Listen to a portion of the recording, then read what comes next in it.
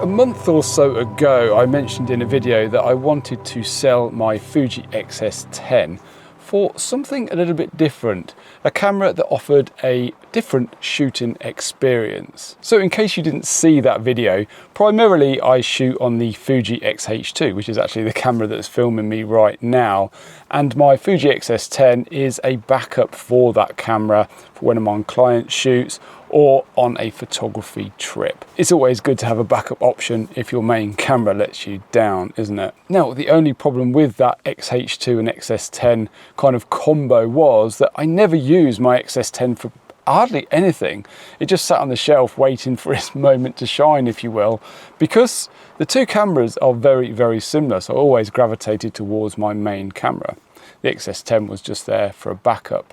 But I think what I really wanted was my backup option to be a camera that I used a lot, you know, maybe for, say, everyday carry or something like that. So after that video, a lot of people wrote in and messaged me with their suggestions about what camera I should perhaps try that would be a good option as a backup to my X-H2. So big thanks if you did send in a message. You know, being able to interact with you is fantastic, and it really does help me create these videos. It helps me create content that I think you'll enjoy. So yeah, big thanks for that. Now, the overriding winner, if you will, or the most mentioned camera was this one here, which is a pretty new camera. It's the Fuji X-E5, and I'm very lucky to be able to have this with me for a couple of days. I've rented it, mainly to see if it will indeed work as a worthy backup to my X-H2, while also offering me a very different shooting experience. And my first thoughts are, this is a seriously good looking camera. Just look at it, it looks absolutely amazing. So yeah, we'll be testing out this camera today on a bit of a walk, and I should be sharing my thoughts and maybe trying to work out if this is the camera for me to buy as a backup option. So I'm actually parked up at the start of my walk today where I'll be testing out this camera, and it's been absolutely chucking it down all morning, as you can probably hear throughout this intro part of the video. Now I'm just waiting for the rain to clear. I'm hopeful that's going to happen within the next hour or so, because the forecast is meant to be a little bit better later on. So I think what I'm going to do first is get some lunch on the go, and then we'll head out onto the trail to see what we can find.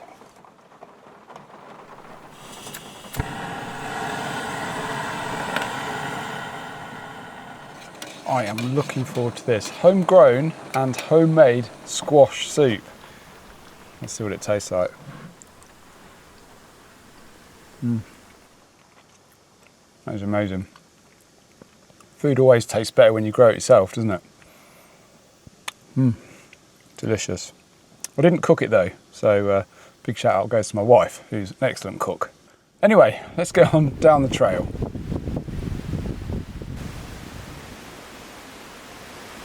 So the rain did eventually stop. I had to wait about another hour or so there, but this wind has dried all the roads up and the sun is out now, which is quite nice. So I'm hopeful we can get some nice light later. Now, we're walking out to an abandoned church that I found on Google Maps. There's also an abandoned house as well, which the foresters reclaimed, which I'm really excited to see if I can find.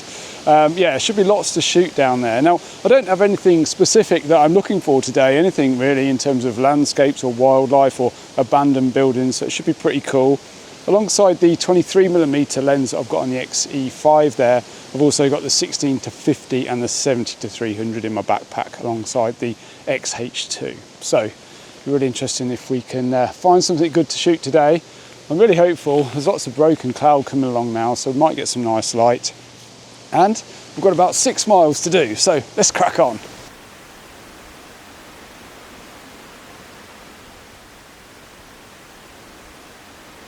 So I think the reason why so many people recommended the X-E5 was because of how similar it is in terms of specs to my X-H2. You know, it shares the same 40 megapixel sensor and processor. The menus are very similar, so it's easy to navigate. And of course, the color science and images are the same as well. So from that point of view, it really does work as a backup option. I guess the big bonuses here are that it's a lot smaller, it looks and feels completely different, and offers a different shooting experience. The downsides are it's not weather sealed, it only has one card slot, and it isn't the easiest to hold onto, hence my paracord strap. I definitely feel like you need some kind of strap with this camera. Now it does come with a nice looking rope strap, but I'm not a big fan of those neck straps. I think they kind of get in the way when you're hand holding, and I'm not a big fan of paying for something that I'm not going to use. It kind of feels like a waste of money. Maybe they could have not included the strap and shaved a few quid off the list price. Anyway, these are just a few early thoughts. The real test will be when I find something to photograph. So the river you can see ahead of us there is the western arm of the River Cleddau here in Pembrokeshire, and the copse of trees that's in the right hand side of this field I think is where the abandoned church is. So let's get on down there and see if we can find it.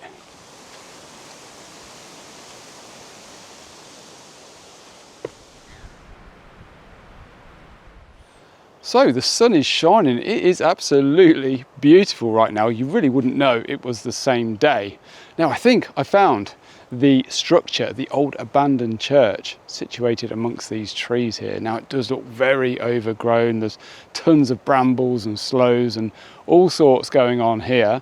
But I do want to try and see if I can get in there, at least give it a go anyway. So I can definitely see like an archway and maybe the top of the roof, but there's trees and stuff growing out of it. It does look a bit of a mess. So yeah, it'd be interesting to see if we can find a way in, because it does look quite interesting. Oh, you can see behind me there, it's pretty treacherous, but anyway, I'm going to see if we can continue through here. And oh wow, here we go. Oh my gosh, look at this.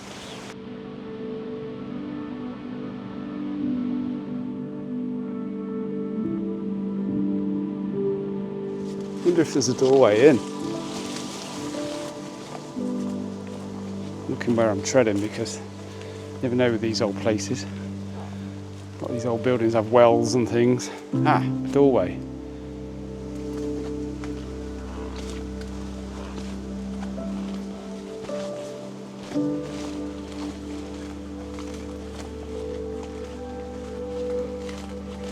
So this place is amazing. I feel really humbled to have found it. It's absolutely incredible, really, really old. And to stand here amongst the trees and the ruins is just incredible. I found an old tomb down here with some dates on it which date back to 1698. So it is pretty incredible. Now I definitely would like to document some of the structures here for my Between the Hills project.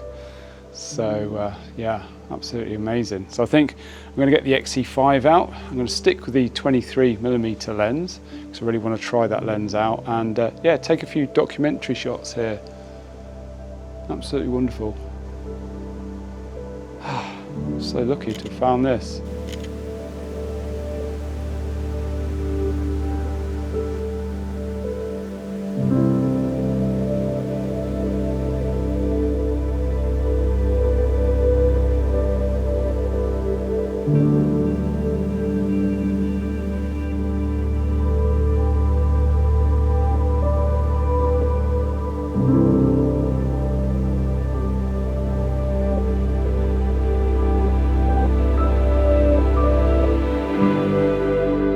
So I did enjoy shooting with the 23mm lens in there. Now what I did find with this lens is it's not that quick to acquire focus. So I don't think this lens is something that you would perhaps want to use at an event, or maybe if you're shooting your children or pets, anything fast paced, I think this lens will struggle with.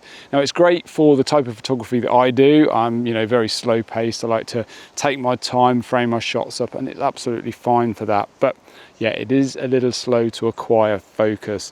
It also does a weird pulsating thing as well when you, you know, take a shot. The front of the lens zooms in and out, which is quite annoying, and it does take a bit of time to do. I'm not sure why it does that. Maybe that's something that could be updated in a firmware, I don't know.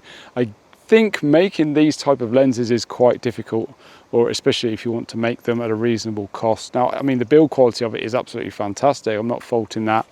I think it's just a little bit sluggish and a bit wary, if you will. I found that with the X100-6 as well. It's quite noisy, the lens to focus, but I guess maybe that's just a trade-off because of how small it is. So yeah, always a trade-off, isn't there? But anyway, I really enjoyed shooting in there, and I think I'd like to try and find a shot down the edge of the estuary. Some lovely, wonderful colours, blue sky reflecting off the water. The light now is a lot lower in the sky, starting to warm up a little bit as well. So yeah, hopefully we can make another image or two. Be nice to grab a landscape shot if possible. So, I think I found a really nice little scene here that I want to shoot. It's just whether the light's in the right place.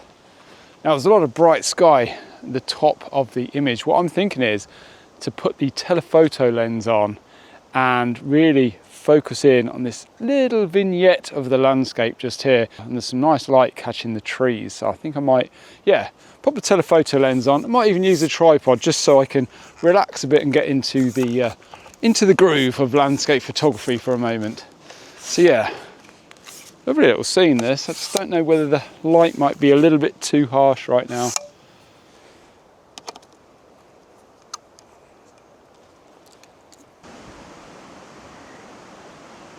So we're all set up and it's nice to finally get the camera on the tripod and just chill out for a minute or two and just soak in this wonderful landscape. It's absolutely beautiful here. So I'm shooting down the estuary here towards a grouping of trees in the distance. Now there's a whole woodland here that follows this western arm up this left-hand side of the river, and there's obviously a very steep embankment over there, and that's providing some shade. And we've got a little bit of an outcrop of trees on this right-hand side where the light's hitting the tops of it. And I think that's the main focal point in the image. The eye gets drawn to the light hitting the tops of the trees, and obviously that dark shade behind makes it pop out. The river here runs through from the left-hand side as well, helping to draw the eye through the scene. But in the midground, there's this old fence which runs into the river, and I think that really is, I guess, our foreground interest, if you will. I think this is probably the best time to shoot it, to be honest. And I also think if we get light in the background as well, it will make those trees that we've got on the right-hand side not pop off so much. So yeah, I think maybe we've got it about right. So yeah, I'm going to go ahead and take this shot now. I've put the 2-second timer on, and yeah, let's grab this image.